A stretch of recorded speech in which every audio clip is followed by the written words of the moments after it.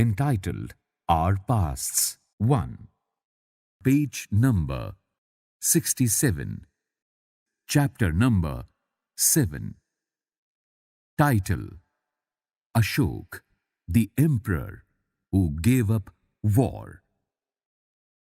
Roshan's rupees. Roshan clutched the crisp notes that her grandfather had given her on her birthday. While she badly wanted to buy a new CD, she also wanted to just see and feel the brand new notes. It was then that she noticed that all of them had a smiling face of Gandhiji printed on the right and a tiny set of lions on the left. What were the lions there for? She wondered. A very big kingdom to an empire. The lions that we see on our notes and coins have a long history. They were carved in stone and placed on top of a massive stone pillar at Sarnath, about which you read in chapter 6. Ashoka was one of the greatest rulers known to history, and on his instructions, inscriptions were inscribed on pillars as well as on rock surfaces. Before we find out what was written in these inscriptions, let us see why his kingdom was called an empire. The empire that Ashoka ruled was founded by his grandfather, Chandragupta Maurya, more than 2,300 years ago. Chandragupta was supported by a wise man named Chanakya or Kautilya. Many of Chanakya's ideas were written down in a book called the Arthashastra. Dynasty. When members of the same family become rulers one after another, the family is often called a dynasty. The Mauryas were a dynasty with 3 important rulers: Chandragupta, his son Bindusar, and Bindusar's son Ashoka. In the middle of this page, a picture is shown with the title The Lion Capital. Page number 68. On this page, map number 5 is shown. It shows the Mauryan Empire, showing the principal cities and some of the places where inscriptions were found. The places where inscriptions of Ashoka have been found are marked with red dots. These were included within the empire. Name the countries where Ashokan inscriptions have been found. Which Indian states were outside the empire?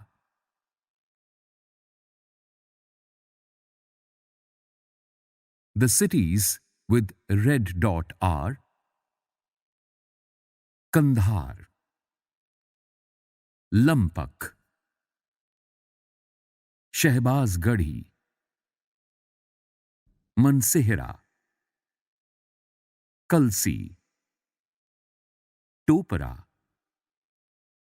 Bahapur, Delhi, Meerut, Lumbini, Rampurva, Lauria Araraj,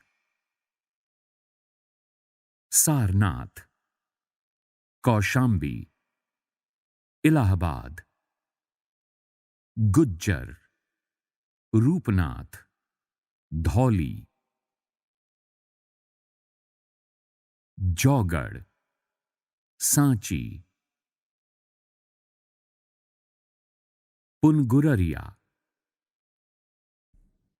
Sannati, Maski, Brahmagiri, Yeragudi, Sopara, Girnar. The other cities shown in the map are Takshashila, Pataliputra, Ujjain.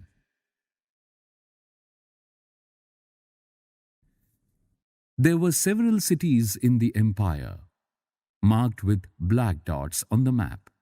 These included the capital, Pataliputra, Takshashila and Ujjain. Takshashila was a gateway to the northwest, including Central Asia, while Ujjain lay on the route from north to South India. Merchants, officials and craftspersons probably lived in these cities. In other areas, there were villages of farmers and herders. In some areas, such as central India, there were forests where people gathered forest produce and hunted animals for food. People in different parts of the empire spoke different languages. They probably ate different kinds of food and wore different kinds of clothes as well. Page number 69. How are empires different from kingdoms? Emperors need more resources than kings because empires are larger than kingdoms and need to be protected by big armies. So also they need a larger number of officials who collect taxes. Ruling the empire.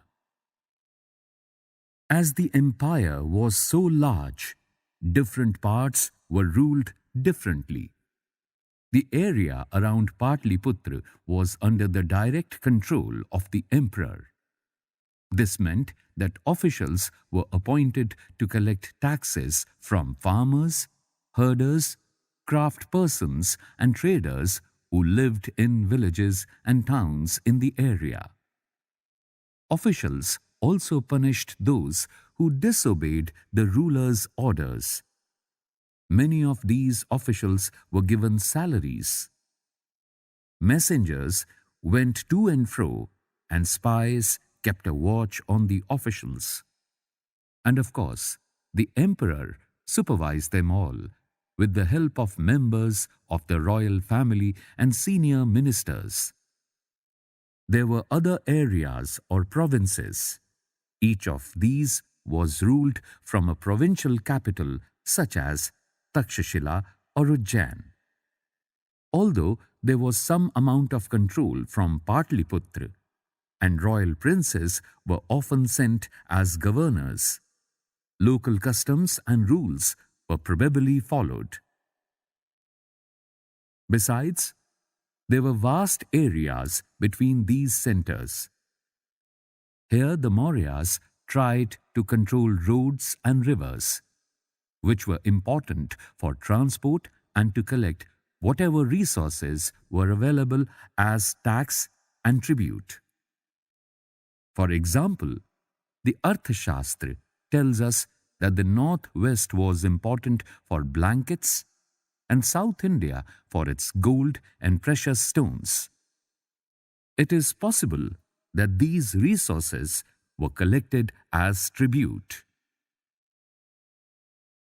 Page number 70. Tribute. Unlike taxes, which were collected on a regular basis, tribute was collected as and when it was possible from people who gave a variety of things, more or less willingly. There were also the forested regions. People living in these areas were more or less independent, but may have been expected to provide elephants, timber, honey, and wax to Mauryan officials. The emperor and the capital city. Megasthenes was an ambassador who was sent to the court of Chandragupta by the Greek ruler of West Asia named Seleucus Nicator. Megasthenes wrote an account about what he saw. Here is a part of his description. The occasions on which the emperor appears in public are celebrated with grand royal processions. He is carried in a golden palanquin. His guards ride elephants decorated with gold and silver.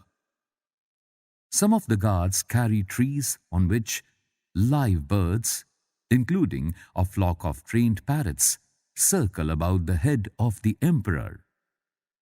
The king is normally surrounded by armed women. He is afraid that someone may try to kill him. He has special servants to taste the food before he eats. He never sleeps in the same bedroom for 2 nights. And about Patliputra, modern-day Patna, he wrote, "This is a large and beautiful city. It is surrounded by a massive wall. It has 570 towers and 64 gates. The houses of 2 and 3 stories are built of wood and mud brick. The king's palace is also of wood and decorated with stone carvings. It is surrounded with gardens and enclosures for keeping birds." Why do you think the king had special servants to taste the food he ate? In what ways was Patliputra different from Mohenjo-daro? Hint: see chapter number 3. Page number 71. Ashoka, a unique ruler. The most famous Mauryan ruler was Ashoka. He was the first ruler who tried to take his message to the people through inscriptions. Most of Ashoka's inscriptions were in Prakrit and were written in the Brahmi script. Ashoka's war in Kalinga. Kalinga is the ancient name of the coastal Odisha. See map number 5, page number 68. Ashoka fought a war to conquer Kalinga. However, he was so horrified when he saw the violence and bloodshed that he decided not to fight any more wars. He is the only king in the history of the world who gave up conquest after winning a war. Ashoka's inscription describing the Kalinga War. This is what Ashoka declared in one of his inscriptions. 8 years after becoming king, I conquered Kalinga. About 1.5 lakh people were captured, and more than 1 lakh of people were killed. This filled me with sorrow. Why? Whenever an independent land is conquered, lakhs of people die, and many are taken prisoner. Brahmins and monks also die. People who are kind to their relatives and friends, to their slaves and servants, die or lose their loved ones. That is why I am sad and have decided to observe Dhamma and to teach others about it as well. I believe that winning people over through Dhamma is much better than conquering them through force.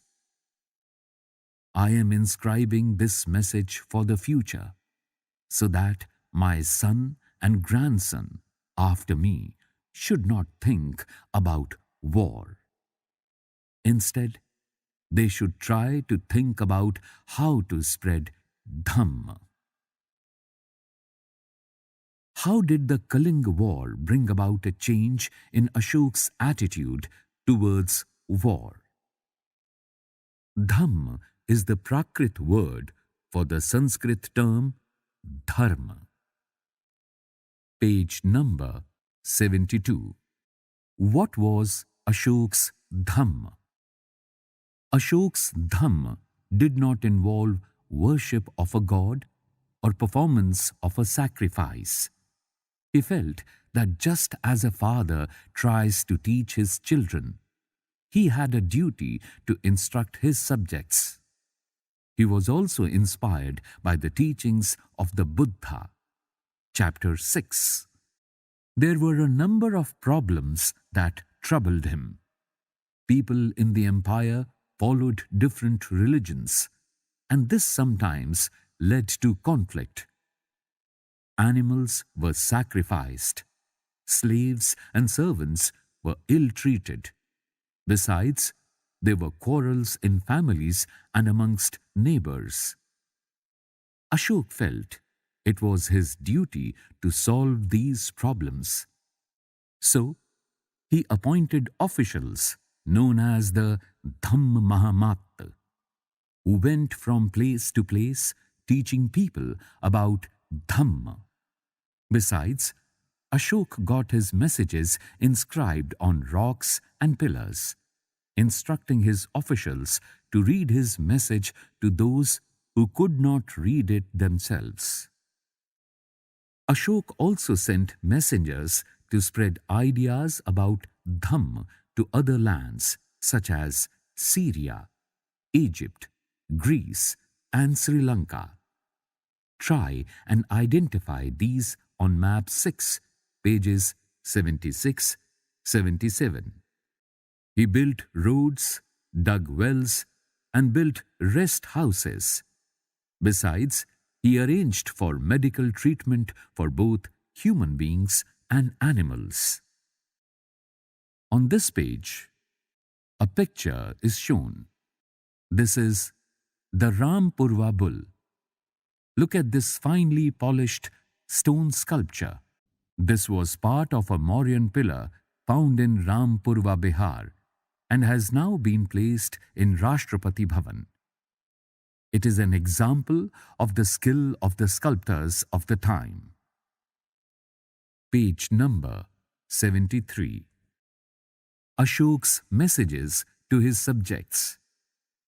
People perform a variety of rituals when they fall ill, when their children get married, when children are born, or when they go on a journey. These rituals are not useful.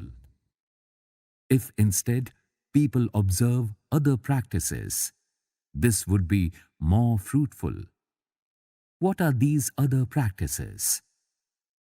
These are being gentle with slaves and servants, respecting one's elders, treating all creatures with compassion, giving gifts to Brahmins and monks. It is both wrong to praise one's own religion or criticize another's. Each one should respect the other's religion. If one praises one's own religion while criticizing another's, one is actually doing greater harm to one's own religion.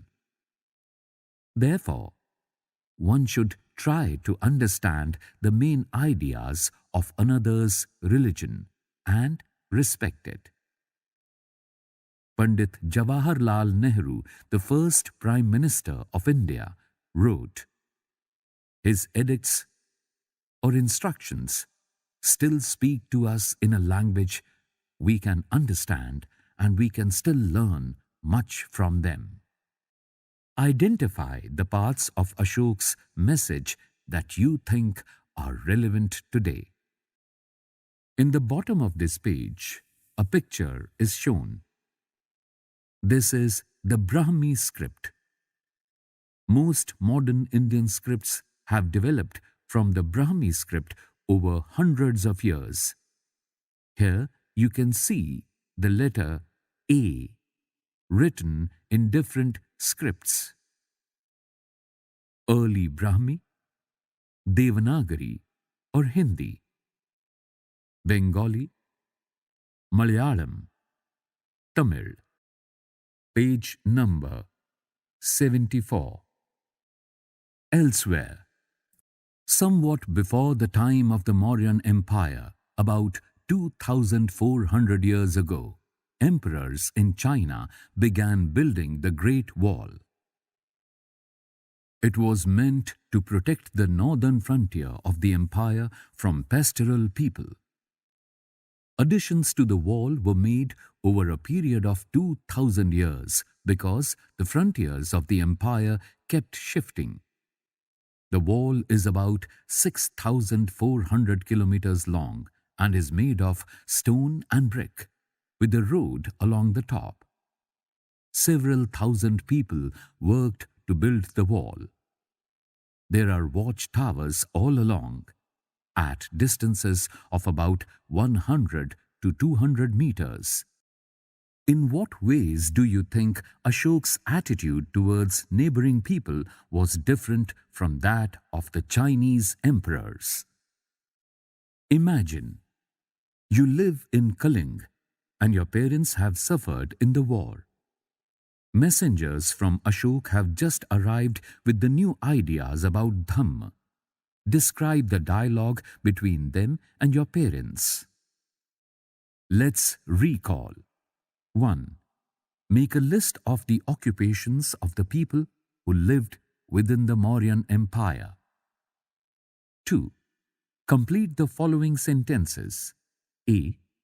Officials collected, fill in the blank, from the area under the direct control of the ruler. B.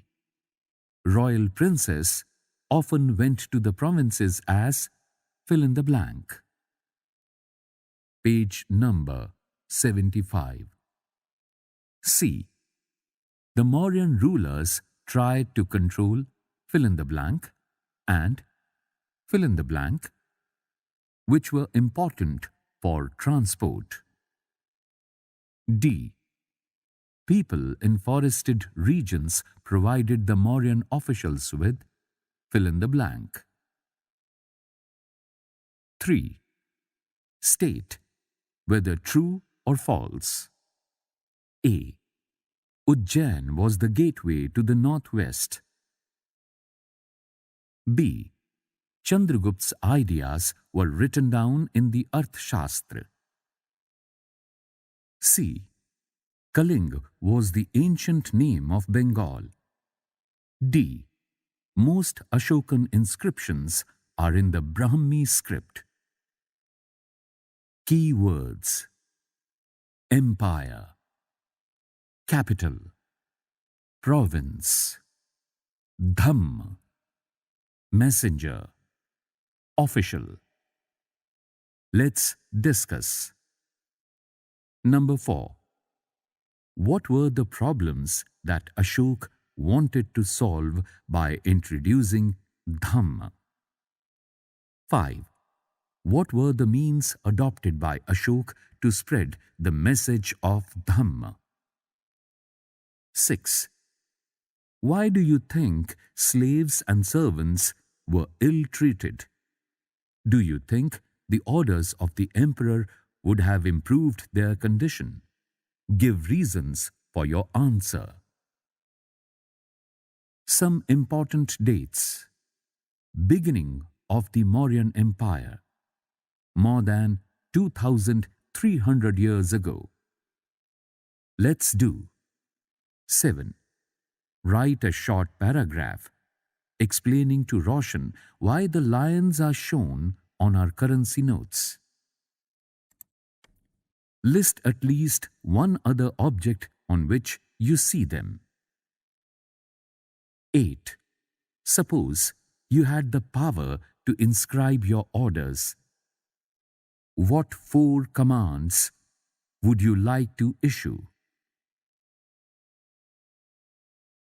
Page number 76. On this page, you can see map number 6. It shows important trade routes including the Silk Route. The routes shown with maroon color are the routes which were under the control of Chinese rulers. The roots shown in green color are the roots which were under the control of the Kushanas. Read chapter number 9. The roots marked with beige color were important sea roots. The roots marked with red color are the roots which were under the control of the rulers of Iran or Persia. The roots shown in lilac color are the roots which were controlled by the Roman emperors. Page number 77. On this page, you can see another map. It shows Chinese, Indian, Iranian, Arab, Greek and Roman traders participated in these exchanges. The ports along the coast of South India were important centers for the export of pepper and other spices. Find Poduka in South India on the map. This was the Roman name for Arikamedu. Refer to chapter number 8. This map shown on page number 77 is based on the Times Atlas of World History. Page number 78. The Mauryan Empire collapsed about 2,200 years ago. In its place and elsewhere rose several new kingdoms. In the northwest and in parts of North India, kings known as the Indo-Greeks ruled for about 100 years. They were followed by a Central Asian people known as the Shakas, who set up kingdoms in the northwest, north and western India. Some of these kingdoms lasted for about 500 years, till the Shakas were defeated by the Gupta kings. Chapter 10. The Shakas in turn were followed by the Kushanas about 2,000 years ago. You will learn more about the Kushanas in chapter 9. On the left top of this page, a picture is shown. It's an Indo-Greek coin. In the right middle of this page, a picture is shown. It's a Kushana coin. In the north and in parts of central India, a general of the Mauryas named Pushyamitra Shung set up a kingdom. The Shungs were followed by another dynasty, known as the Kanva, and by rulers from other families till the establishment of the Gupta Empire about 1,700 years ago.